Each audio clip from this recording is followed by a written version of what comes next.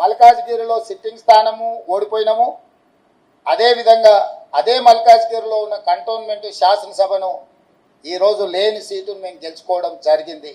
ఇవన్నీ కూడా ప్రజా తీర్పులో భాగము.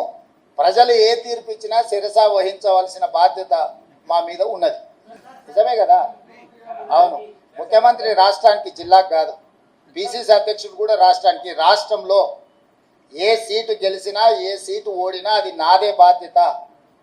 ఈ పిసిసి అధ్యక్షుడిగా, రాష్ట్ర ముఖ్యమంత్రిగా రాష్ట్రం నలుమూలలో వచ్చే ఏ ఫలితాలైనా నేనే తీసుకోవాలి.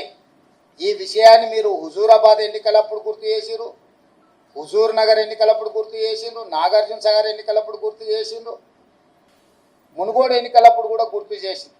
ఇప్పుడు కూడా గెలుపు ఓటములు అన్నిటికీ నేనే బాధ్యుణ్ణి. ఇందులో ఓటమి ఒకరి ఖాతాలో రాసి గెలుపులు నా ఖాతాలో రాసుకునే తత్వం కానీ ఆలోచన కానీ నాకు లేదు. కాబట్టి ఇచ్చిన ఫలితాలు, వచ్చిన ఫలితాలు ఉగాది పచ్చడి లాంటివి. కొంత తీయగా ఉన్నది, కొంత చేదుగా ఉంది, కొంత పుల్లగా ఉంది. కాకపోతే ఓవరాల్గా పచ్చడి అనేది మంచిది.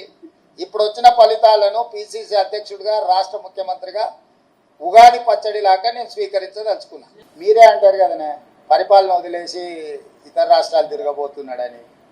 వెళ్తే మీకు ఒక బాధ, ఉంటే ఇంకొక బాధ. కాబట్టి నేను రాష్ట్రానికి పరిమితమైన నాయకుడిని.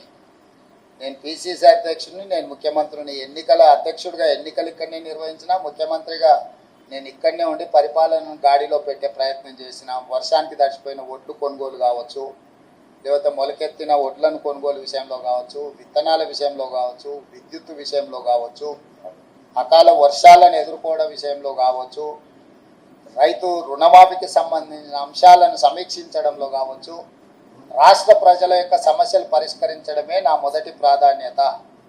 నా బాధ్యత రాష్ట్రానికి పరిమితం. రాష్ట్రంలో ఉండే సమస్యలు పరిష్కరించడం, రాష్ట్రంలో ఒక మంచి పరిపాలన అందించడమే నా బాధ్యత అనుకొని ఇక్కడికే పరిమితమైన. మా గ్రామంలో మొత్తం ఆ పార్లమెంట్లో ఉన్న దాంట్లో ఒక బూత్లో హైయెస్ట్ మెజార్టీ మా సొంత గ్రామంలో వచ్చింది. మల్లురవి గారు ఎంత ఎంత మెజారిటీ మా గ్రామంలో 1100 ఓట్లు వచ్చినాయంట. సో నేనేమంటున్నానంటే నా గ్రామము, నా ఊరు కాదు, కరెక్ట్. అందుకే సిట్టింగ్ ఎంపీ సీటున డిపాజిట్ కోల్పోయి టీఆర్ఎస్ ఓటు బదిలీ చేసింది. నేను చెప్పింది కుట్ర అదే. ఆ కుట్ర ఆ రోజు చెప్పినప్పుడు మీరు రేవంత్ రెడ్డి ఏదో బాధపడుతున్నాడు, రేవంత్ రెడ్డి ఏదో ముందే ఓటమిని అంగీకరించి మాట్లాడుతున్నాడని మీరే విశ్లేషణలు చెప్పారు లైవ్లలో. ఇప్పుడు నిజం తేలింది కదా. మహబూబ్నగర్లో డిపాజిట్ పోయింది, చెవెళ్ళలో డిపాజిట్ పోయింది, సికింద్రాబాద్లో డిపాజిట్ పోయింది, మల్కాజ్గిరిలో డిపాజిట్ పోయింది, కరీంనగర్లో డిపాజిట్ పోయింది, నిజామాబాద్లో డిపాజిట్ పోయింది, ఆదిలాబాద్లో డిపాజిట్ పోయింది.